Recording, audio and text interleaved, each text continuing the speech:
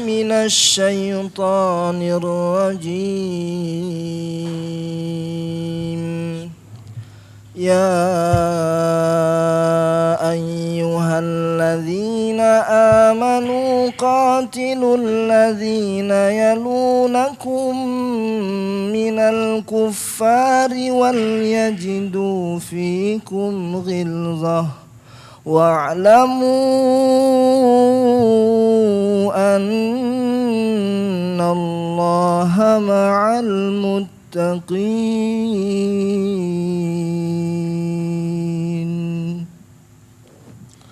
بسم الله الرحمن الرحيم. الحمد لله رب العالمين وصلى الله وسلم وبارك على عبده ورسوله محمد وعلى آله وصحبه أجمعين. أما بعد رب اشرح لي صدري ويسر لي أمري واحلل عقدة من لساني يفقهوا قولي. قال الله تبارك وتعالى يا أيها الذين آمنوا قاتلوا الذين يلونكم من الكفار وليجدوا فيكم غلظة واعلموا أن الله مع المتقين. Allah Subhanahu wa taala berfirman dalam surah At-Taubah pada ayat yang ke-123 menyuruh orang-orang beriman, ya ayyuhalladzina amanu, wahai orang-orang beriman, qatilul ladzina yulunakum minal kuffar, perangilah orang-orang yang dekat dengan kalian dari orang-orang kufar yang memusuhi kaum muslimin, yang menyerang kaum muslimin, yang menghalangi orang-orang untuk memeluk agama Allah Jalla wa'ala. Dalam Islam perintah perang bukan untuk menumpahkan darah. Dalam Islam perintah jihad bukan untuk memaksakan agama. Bukan. Harus dipahami. Karena Allah telah mengatakan la ikraha fid din, tidak ada paksaan dalam agama. Ya. Dan setiap kali Rasulullah mengutus pasukan, Rasulullah senantiasa memerintahkan agar didakwahi mereka, disuruh kepada agama Allah. Kalau mereka tak mau memeluk agama Allah, maka mereka ditawarkan pilihan kedua. Biar dengan agama mereka, akidah, keyakinan mereka sendiri.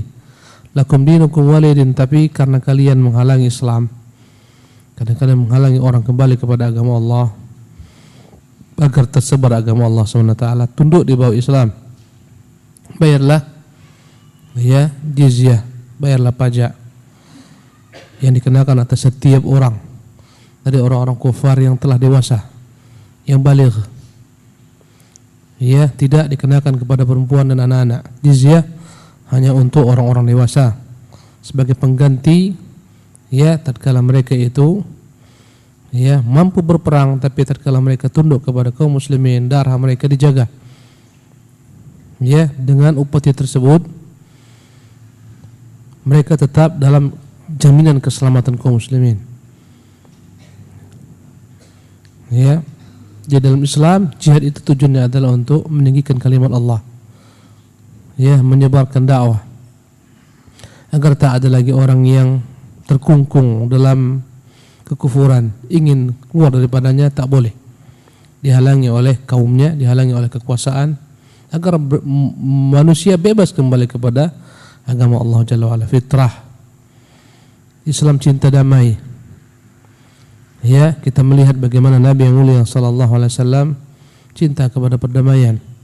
Ketika beliau berkuasa saja, beliau tak ingin darah tertumpah. Tatkala masuk kota Makkah supaya tak tertumpah darah banyak, dia permaklumkan dengan 10.000 pasukan, begitu dahsyatnya. Persis sebagaimana dahulu kala Quraisy dengan sekutunya datang kota Madinah. Quraisy bergabung dengan Ghatafan, bergabung dengan semua puak-puak Yahudi. 10.000 orang masuk ke kota Madinah, tapi ternyata terhalang dengan parit besar. Sekarang tinggal Quraisy, berarti sepertiganya jumlah mereka. Sepertiga, 3.000-an orang. Sementara kaum muslimin datang 10.000 pasukan. Mereka tak akan mungkin dapat menghalangi Nabi yang mulia SAW. Maka Nabi mengatakan, barang siapa yang menutup pintu rumahnya tak akan diganggu. darahnya tak tertumpah. Barang siapa yang masuk ke Masjidil Haram aman, tak akan diganggu, darahnya tak tertumpah. Barang siapa yang masuk ke rumah Abu Sufyan aman. Sehingga hampir-hampir tak tertumpah darah kecuali segelintir darah daripada penjahat perang. Yang dipermaklumkan Nabi, bagi mereka tak ada ampun kecuali mereka datang bertobat. Dan itu pun ada yang tidak ada ampun bagi mereka, penjahat perang seperti Ikrimah. Ikrimah bin Abi Jahal lari. Dia termasuk salah satu penjahat perang yang wajib dibunuh dimanapun berada, meski bergantung di kiswahnya Ka'bah. Tapi ternyata dengan syafaat istrinya Rasulullah menerima siapapun yang tobat. Allahu Akbar. Inilah Islam ketika berkuasa. Berusaha agar tak tertumpah darah. Jadi jangan dianggap Islam haus dengan peperangan, haus dengan tertumpahnya darah. Jihad dalam Islam rahmatan lil alamin. Menyekat segala macam hal-hal yang zalim, kezaliman daripada penguasa terhadap rakyatnya. Mereka terbelenggu dengan beban yang berat, beban yang besar. Karena itulah mereka dicintai manusia. Karena itulah banyak negara-negara kecil di bawah Romawi maupun Persia takluk dan tunduk kepada kaum muslimin, bergabung dengan kaum muslimin sebelum mereka dikalahkan Persia dan Romawi. Jadi singkat cerita, Allah SWT suruh Nabi yang mulia SAW untuk memerangi mereka ini orang-orang kufar, penghalang dakwah. Maka Rasulullah telah terapkan, qatilul ladzina yalunakum, perangilah orang-orang yang berdekatan dengan kalian. Maka Rasulullah mulai peperangan dengan kaumnya. Dan itu pun sebab karena kaumnya memang mengusir Nabi dan para sahabat, para muhajirin, mengambil harta mereka, menzalimi mereka. Kemudian setelah itu Rasulullah SAW berhasil menaklukkan kaumnya pada Fathu Makkah. Berbondong-bondong orang Arab pun masuk ke dalam Islam. Setelah itu Rasulullah diperintahkan Allah SWT untuk memerangi Yahudi. Dan pada tahun ke-7 Hijriah sebelum menaklukkan Kota Makkah, habislah riwayat Yahudi, tamat mereka. Semenjak tahun ke-4 mereka sudah buat berbagai macam keonaran. Akhirnya mereka berkhianat. Sebagian ingin bunuh Nabi yang mulia SAW, sebagian melecehkan kaum muslimat. Mereka telanjangi kaum muslimat sedang berbelanja di pasar. Dengannya tegaklah peperangan. Mereka takut, akhirnya mereka berkhianat, diusir Nabi yang mulia SAW. Mereka berkumpul di Khaybar pada tahun ke-7 Hijriah. Semua habis sejarah Yahudi di Khaybar, tunduk di bawah kekuasaan Islam. Tatkala Yahudi tunduk, bangsa Arab pun tunduk, maka tak ada setelah itu musuh lebih besar daripada kaum Romawi. Berangkatlah Rasulullah pada perang Tabuk untuk memerangi orang-orang Romawi. Namun sampai di sana orang-orang Romawi tak bersedia berhadapan dengan kaum muslimin. Mereka gentar, mereka takut. Subhanallah. Dan semua negeri-negeri kecil yang takluk kepada Romawi berpindah takluk kepada kaum muslimin. Jadi Allah mengatakan, qatilul ladzina yalunakum minal kuffar. Perangilah mereka orang-orang kufar yang berada denganmu, dekat denganmu. Setelah ini berikutnya dan berikutnya. Wal yajidu fikum ghilzah, agar mereka dapat di dalam kalian itu ada ghilzah, ada ketegasan. Makna ghilzah adalah kekuatan, kesangaran, agar kalian sangar di mata musuh-musuh kalian, agar wibawa kalian tegak di mata-mata mereka dan di hati-hati mereka. Dan inilah Islam mengajarkan agar kita di mata musuh-musuh kita tegar, kuat, tak hina. Tapi kita diperintahkan untuk sesama orang-orang beriman saling merundukkan diri kita, merendahkan diri. Kata Allah Subhanahu wa taala, asyidda 'alal kuffar.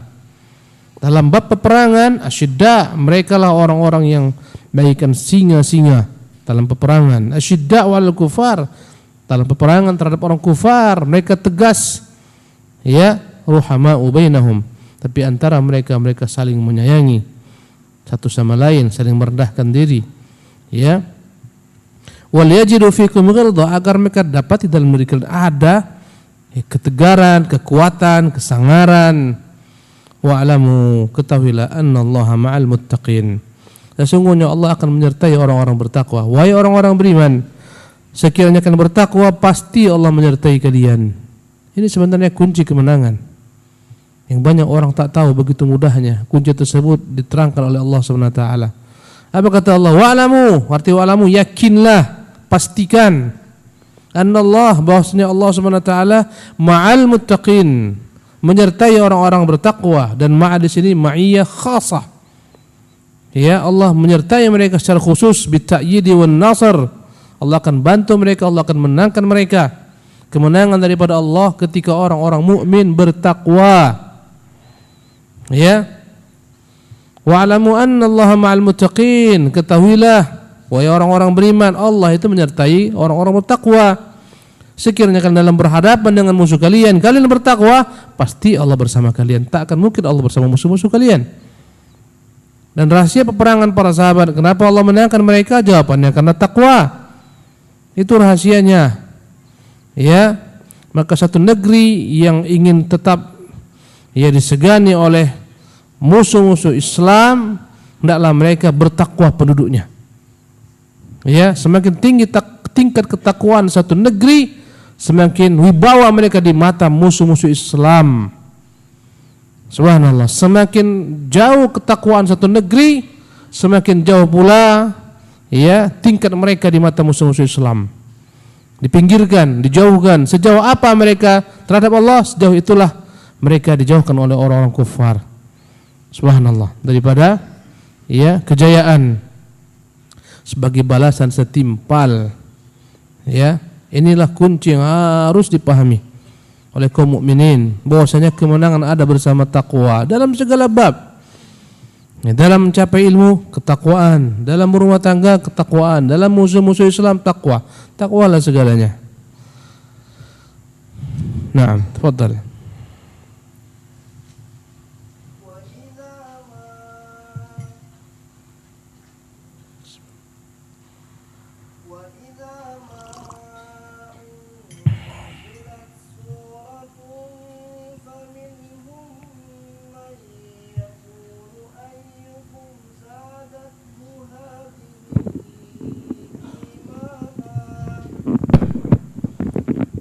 Karir.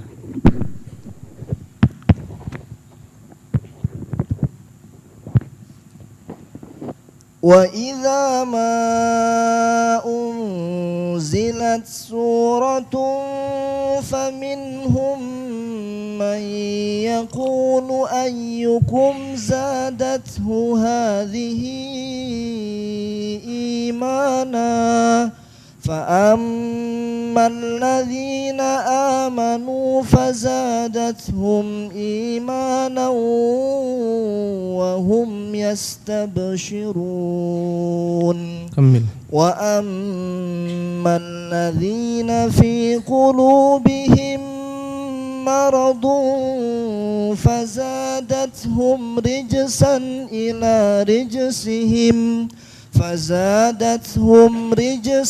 إلى رجسهم وماتوا وهم كافرون.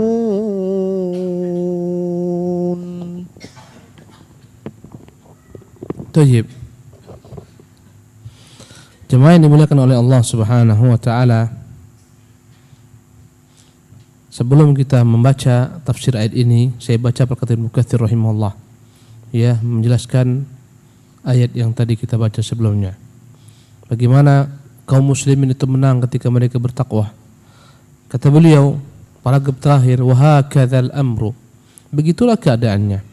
Lamma kanatil qurunu thalathatu alladziina hum khairu hadhil ummah, tatkala zaman keemasan Islam, 3 generasi awal, mereka lah sebaik-baik umat ini, fi ghayatil istiqamah, begitu lurusnya mereka dalam beragama Allah Subhanahu wa taala, tak miring-miring, istiqamah dengan perintah Allah dan larang Allah Subhanahu wa taala. Wal qiyam bi taatillah, begitu istiqamahnya mereka tunduk taat kepada Allah.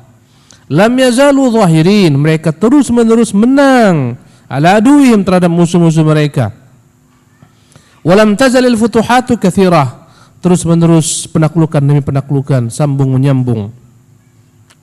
Walam tazalil a'da'u fi safalatin wa khasar, dan terus-menerus musuh dalam kekalahan dan kekalahan.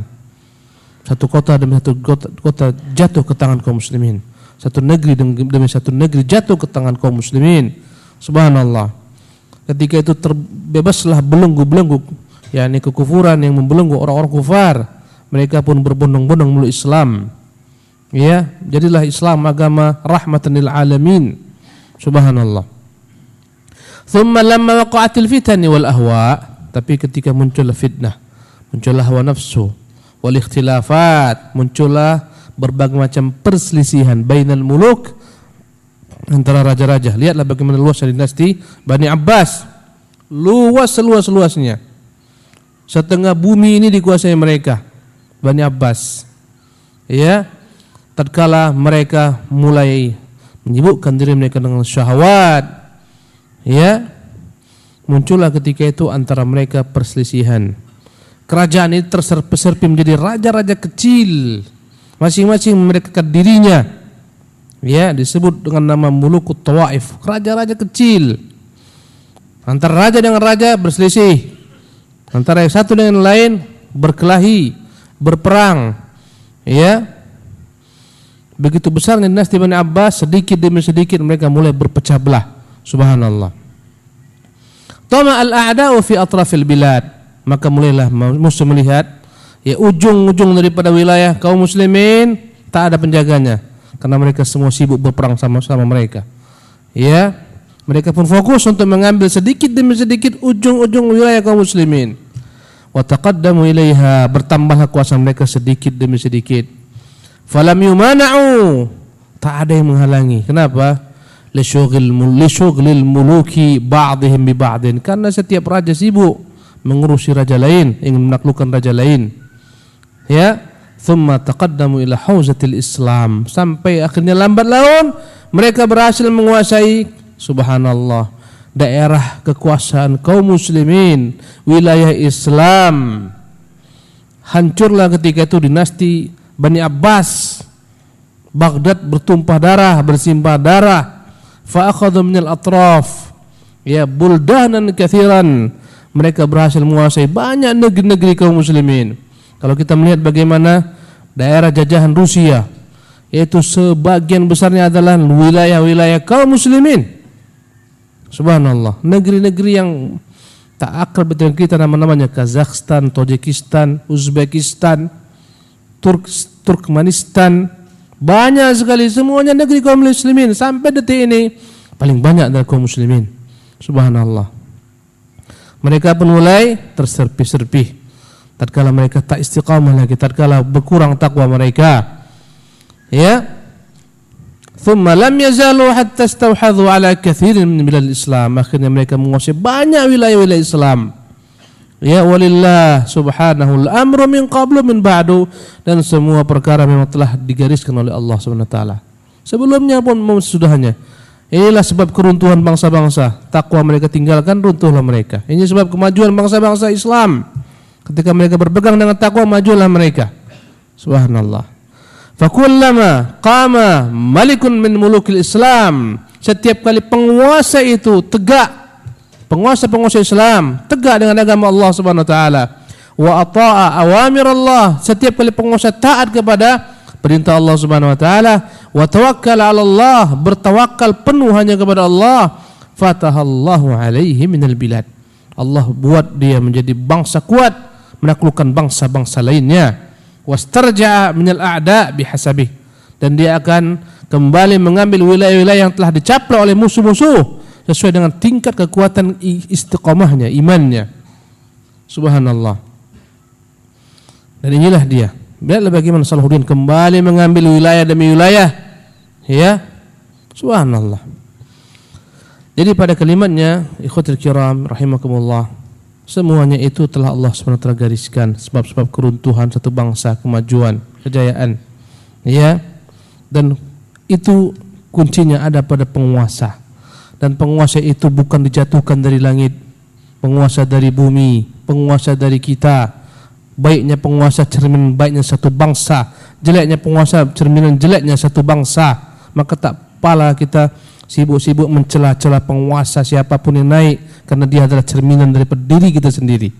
Hendaklah kita memperbaiki diri kita, ya, bertakwa kepada Allah, menyebarkan dakwah agar kembali setiap daripada anak bangsa ini taat dan tunduk kepada Allah Subhanahu wa taala. Dengan itulah Allah akan pelihara dan jaga negeri kita ini. Subhanallah. Ya.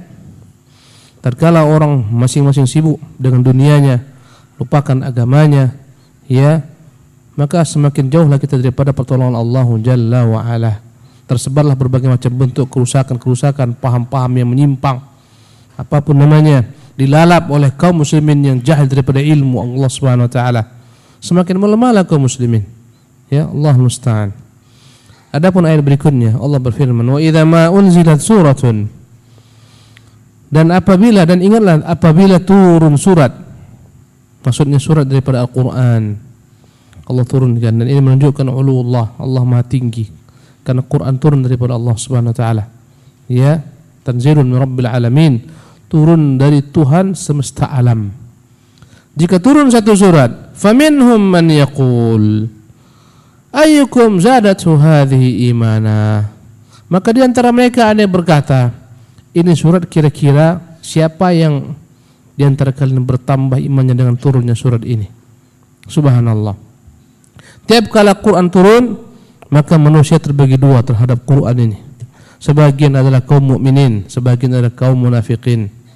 Ya, fa ammal ladzina amanu, adapun orang-orang beriman ketika turun surat Al-Qur'anul Karim, fazadathum imanan, semakin bertambah-tambahlah iman mereka. Tiap kali turun surat, dalamnya ada perintah, mereka bergembira melakukan perintah-perintah Allah. Dalamnya ada larangan, mereka bergembira mampu menjauhkan diri mereka dari larangan Allah Subhanahu wa taala. Dalamnya ada akhbar, berita-berita tentang Allah, nama-namanya, sifat-sifatnya, bertambahlah iman mereka kepada Allah Subhanahu wa taala. Dalamnya ada akhbar, berita-berita tentang umat terdahulu, umat yang akan datang, perkara-perkara gaib, hari kiamat, surga, neraka, semakin bertambahlah iman mereka. Subhanallah. Ini golongan pertama ketika datang kepada mereka Quran, bertambahlah iman mereka. Dan ini menunjukkan kuatnya mazhab Ahlussunnah wal Jamaah bahwa iman itu bukan satu bagian, tapi bercabang-cabang, bertingkat-tingkat. Iman bisa bertambah dan iman bisa berkurang. Bukan sebagaimana pandangan kaum Khawarij yang mengatakan iman satu tingkat. Jika batal, batal seluruhnya. Jika sempurna, jika ada secara sempurna. Kaum Khawarij, ya, mereka mengatakan iman satu saja. Jika orang beriman sempurna imannya atau batal imannya. Adapun Ahlussunnah mengatakan iman bertingkat-tingkat. Ya, semakin besar dan bisa pula mengecil, bisa pula habis musnah. Subhanallah. Dan ayat ini menunjukkan iman itu bertambah. Berarti jika dia bisa bertambah, maka dia bisa berkurang. Ya. Orang-orang beriman ketika turun kepadanya Quran bertambah imannya. Wallahi hanya orang-orang beriman yang paham Quran sajalah yang dapat bertambah imannya kepada Allah Subhanahu wa taala. Dan ini menunjukkan pentingnya memahami Quran. Kalau tidak kita pahami Quran, wallah tak bertambah iman kita. Sebagaimana kaum Khawarij, bahkan mereka menyelisih iman yang benar, tak bertambah iman mereka sebagaimana diinginkan.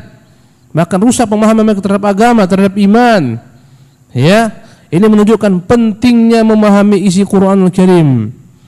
Ya, dikatakan bertambah iman mereka tentunya setelah mereka tahu ini ayat dalamnya ada perintah-perintah. Ya, mereka amalkan. Tiap kali mereka mengamalkan perintah Allah bertambah iman. Dalamnya ada larangan-larangan. Larangan riba, larangan zina, larangan ini, larangan itu. Ya, perintah-perintah, perintah orang mukmin agar menundukkan pandangan mata mereka, perintah mukminat pun demikian, perintah menjaga kemaluan dan seterusnya. Orang beriman semakin banyak perintah Allah, semakin bergembira mereka. Karena mereka mengharapkan ganjaran daripada Allah, karena mereka mengharapkan ridha Allah, kecintaan Allah Subhanahu wa taala. Ya, sebagaimana seseorang yang loyal dalam bekerja, ketika datang perintah dia enggak merasa masam wajahnya. Dari atasan datang perintah, saya kerjakan. Karena gembiranya dia dengan apa? Dengan kecintaan pemimpinnya kepadanya. Gembiranya dengan bonus-bonus yang disiapkan untuknya, derajat pangkat yang disiapkan untuknya, sehingga dia bekerja pagi, siang dan malam. Subhanallah. Karena loyalnya yang kuat. Kenapa dia bisa loyal kuat? Tahu ganjaran-ganjarannya. Dekat dengan pemimpinnya, dicintai pemimpin, diridhai, kebutuhannya dipenuhi, akan diberikan gaji, diberikan bonus, diangkat derajatnya. Demikian juga orang beriman. Ketika turun ayat Allah SWT, mereka bergembira. Subhanallah. Orang-orang beriman sungguh adalah orang setiap hari berusaha memahami ayat Allah, satu ayat demi satu ayat. Dibongkarnya ayat ini apa isinya berupa perintah, Apa berupa larangan, apa berupa informasi tentang Allah. Tiap hari 1 ayat, 2 ayat, 3 ayat. Ini orang mukmin akan menambah iman, bukan sekedar membaca Quran belaka. Subhanallah. Karena akan dicapai dengannya iman yang bertambah ketika dipahami. Adapun kelompok yang kedua, kelompok orang-orang munafiqun. Subhanallah. Apa kata Allah Subhanahu wa taala? Sebelumnya, "Fammal ladzina amanu fazadathum imanan." Adapun orang-orang beriman, semakin bertambahlah iman mereka kepada Allah Jalla wa ala. Wa hum yastabshirun, dan mereka begitu bergembiranya dengan turunnya ayat. Ya, sebagaimana pegawai itu ada begitu gembiranya ketika ada perintah daripada penguasanya. Kenapa gembira? Pasti akan ada di sana ganjaran. Pasti ada bonus, pasti ada janji-janji, kenaikan pangkat dan seterusnya. Begitu juga orang mukmin. Subhanallah. Mereka begitu gembiranya dengan perintah Allah Jalla wa ala. Adapun kelompok yang kedua, kelompok orang-orang munafik, bagaimana mereka ketika turun ayat? Allah mengungkapkan dalam surah At-Taubah ayat 125. Wa ammal ladzina fi qulubihim maradun, dan adapun orang-orang yang dalam hati mereka itu ada penyakit. Penyakit apa? Penyakit syak, penyakit syubhat, keraguan-raguan, tak yakin dengan janji Allah, tak yakin dengan surga Allah, tak yakin dengan keberadaan Allah, tak yakin Islam dimenangkan Allah Subhanahu wa taala. Karena kemunafikan mereka. Tak yakin dengan apa yang Allah janjikan. Lihatlah ketika Rasulullah SAW katakan kepada kaum muslimin pada perang Khandaq, ketika ada besar sekali batu yang tak dapat ditaklukkan kaum muslimin. Mereka panggil Nabi, maka Rasulullah pukul batu tersebut ya dengan palu. Seketika memancarlah cahaya, kata Nabi, Allahu Akbar. Dari sini kulihat ya singgasana Persia dan khazanah kerajaan Persia akan menjadi milik kalian. Subhanallah. Dia pukulkan kembali. Sungguh kata dia, Allahu Akbar, kulihat ya berbagai macam kekayaan Romawi akan digiring kepada kalian. Sampailah berita ini kepada orang mukmin, mereka bergembira, mereka yakin dengan janji Allah Subhanahu wa taala. Sampailah berita ini kepada orang munafik, mereka berkata, apa Muhammad? Janjikan kan istana Romawi katanya, istana Persia, sekarang kalian buang hajat aja takut. Musuh mengepung kalian, ke belakang saja khawatir kalian. Kita semua dalam kepungan musuh kita. Apa yang janjikan Muhammad? Orang munafik. Subhanallah. Tapi orang-orang beriman, mereka yakin dengan janji Allah Subhanahu wa taala. Wa ammal ladzina fi qulubihim maradun, dan adapun orang-orang dalam hati mereka itu ada penyakit. Ya, dan penyakit dalam Al-Qur'an disebutkan dalam 2 penyakit. Pertama maradus syubhat, inilah dia. Yang kedua maradus syahwat. Ya, Allah Subhanahu wa taala mengatakan kepada perempuan-perempuan mukminat, kepada istri Nabi, wala takhdha'na bil qawli fayatma'al ladzi fi qalbihi marad. Jangan kalian ya mendayu-dayukan suara, melembut-lembutkan suara sehingga condonglah orang-orang yang dalam hati mereka penyakit. Inilah namanya maradus syahwat. Adapun ini yang kedua, maradus syubhat, marad penyakit keraguan-raguan. Ragu terhadap Islam. Ragu Allah dapat memenangkan nabinya, memenangkan agamanya. Ya. Tatkala turun Al-Qur'anul Karim kepada mereka, fazadathum rijsan, semakin bertambahlah kekejian mereka. Semakin bertambahlah kemunafikan mereka, keraguan mereka, kekufuran mereka. Rijsan ila rijzihim. Kekejian demi kekejian semakin bertambah. Subhanallah. Wa matu wa hum kafirun. Sehingga akhirnya mereka mati dalam keadaan kafir, ingkar, tak beriman dengan Allah Subhanahu wa taala. Subhanallah. Ya, kenapa? Karena ragu-ragu dengan ayat-ayat Allah Subhanahu wa taala. Karena rusaknya mahal, rusaknya hati mereka. Hati mereka bagaikan tanah gersang di padang pasir yang tak menerima hujan, tak dapat menerima hujan, tak pula dapat menumbuhkan apapun di atasnya. Itulah hati yang gersang, hati orang-orang kafir. Baik orang-orang kafir secara zahir dan batin maupun orang-orang kafir dari golongan munafikin yang zahirnya tampak seolah-olah berislam, beriman, dalamnya menyimpan kekufuran. Hati mereka ini adalah ibarat padang pasir yang tandus. Tak berguna diturunkan padanya hujan. Hujan adalah merupakan ilmu. Hujan adalah merupakan simbol daripada cahaya yang dibawa oleh Nabi berupa ilmu. berupa wahyu. Ketika turun hujan ini, ya dia mengenai tanah-tanah yang berbeda-beda. Adapun tanah orang mukmin, yaitu hatinya, itulah perumpamaan tanah, bagikan perumpamaan tanah-tanah yang subur. Ketika turun ayat, dia serap ayat tersebut, subhanallah. Dia serap, kemudian dia tumbuhkan tumbuh-tumbuhan yang banyak, berbagai macam aneka ragam, subhanallah. Inilah bumi yang subur. Atau ada yang ketika turun kepadanya ayat, dia tampung, ya, ayat tersebut bermanfaat bagi orang banyak. Sebagaimana adanya tanah-tanah yang mampu menampung air, muncullah kolam-kolam, muncullah perigi-perigi, muncullah oase dan seterusnya. Ini adalah tanah-tanah yang bermanfaat. Subhanallah. Untuk dua tanah inilah berguna hujan wahyu, hujan ilmu, hujan ma'rifatullah. Tapi untuk tanah yang ketiga, tak guna baginya wahyu, tak guna baginya Quran. Semakin turun Quran, semakin busuk hatinya. Iyadzan billah. Ya, kita berlindung kepada Allah Subhanahu wa taala agar jangan sampai hati kita, ya, sebagaimana disebutkan tentang orang-orang munafik ini, hati yang gersang, tak ada gunanya. Ya, penyakitnya begitu kronis, apapun terapi tak guna baginya. Yang ada adalah dia tinggal menunggu kematian belaka. Subhanallah. Adapun orang mukmin, penyakit mereka penyakit yang ringan. Ketika turun ayat, seketika mereka terobati dengan ayat tersebut. Bagaimana Allah mengatakan tentang Quran, ya, syifaun lima fis sudur, kesembuhan yang terdapat dalam hati mereka. Wa nunazzilu minal Qur'ani ma huwa syifaun wa rahmatun lil mu'minin. Kami turunkan daripada Quran ayat-ayat yang menjadi penyembuh dan rahmat bagi orang-orang beriman. Tapi bagi orang-orang kafir tak guna ayat. Subhanallah. Bagi orang munafik tak berguna ayat sama sekali. Bahkan bertambahlah kejinya hati mereka. Ya, bertambah kekufuran mereka. Sebagaimana Rasulullah mengatakan, innallaha yarfa'u bihadzal kitabi aqwaman. Sesungguhnya Allah mengangkat satu kaum dengan kitab ini. Mereka lah orang-orang mukmin yang diangkat dengan Quran. Wa yadha'u bihi akharin. Dan dengan kitab ini pula Allah menenggelamkan satu kaum. Mereka lah orang kufar, mereka lah orang-orang munafik yang tak berguna bagi mereka kitabullah tabaraka taala, ayat-ayat Allah Subhanahu wa taala. Demikianlah kajian kita malam hari ini. Insyaallah taala bersisa hanya beberapa ayat saja, akan selesailah pembahasan dari surat At-Taubah. Kita akan pindah berikutnya insyaallah taala jika selesai kepada surat Yunus.